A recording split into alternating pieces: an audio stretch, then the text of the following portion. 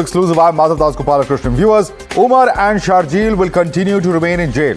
The Supreme Court has denied bail to the two accused in the 2020 Delhi riots larger conspiracy case. However, the top court has granted bail to 5 other accused in the case. The court has noted that Umar and Sharjeel stand on a qualitatively different footing from the other accused, and that prosecution prima facie material establishes their central and formative role in the alleged conspiracy.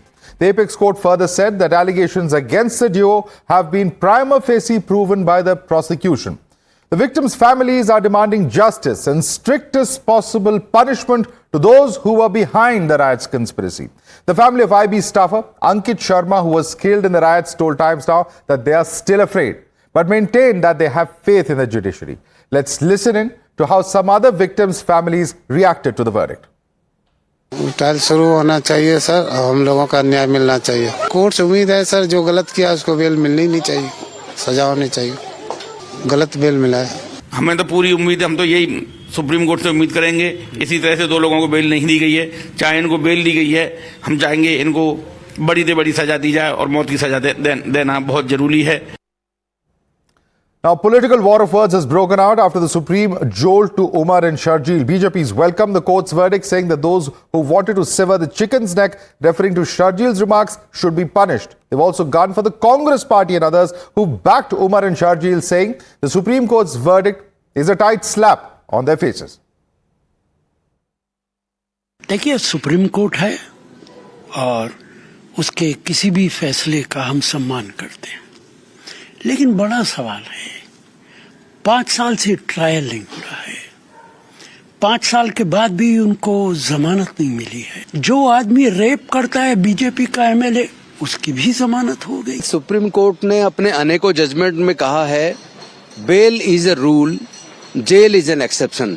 Court का भी वो अपना खुद का बनाया rule टूटता दिख रहा है। इतना मैं उमर खालिद को जानता हूँ, वो एक इंटेलेक्चुअल है। अभी तक मुझे नहीं लगता ऐसी कोई इनक्रिमिनेटिंग एविडेंस रिकॉर्ड पे लाई गई है। पूरा हिंदुस्तान ये समझता है कि उनके साथ अब जो कुछ भी हो रहा है वो नाजायज हो रहा है। कैसे कैसे लोग तो छूट गए और कैसे कैसे लोग इस देश की सबसे बड़ी कुर्सी पे पहुंच गए, जिनके खिलाफ क्या क्या था 2002 में। इसका क्या ऐसा कसूर था? सुप्रीम कोर्ट ने पूरे कॉन्स्पिरेसी के एविडेंस को परीक्षण किया और गंभीरता से समझा कि इनका मामला बेल देने के लायक नहीं है, क्योंकि ये उसके मूल सूत्रधार थे। शर्जील इमाम ने, उमर खालिद ने, ये लोग वही काम किया, चिकन नेक को काट देना। जो काम कसाब ने किया उसी तरह का ये काम कर रहे हैं।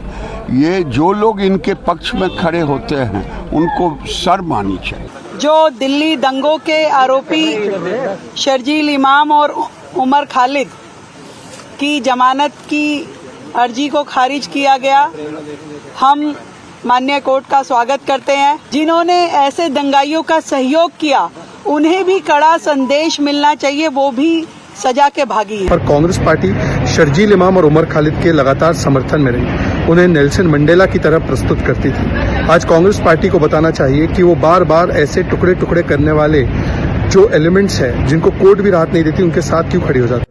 While the court has cited several reasons, let's take a quick look at some of the reasons that have been cited by the top court for the denial of bail to Umar and Sharjeel.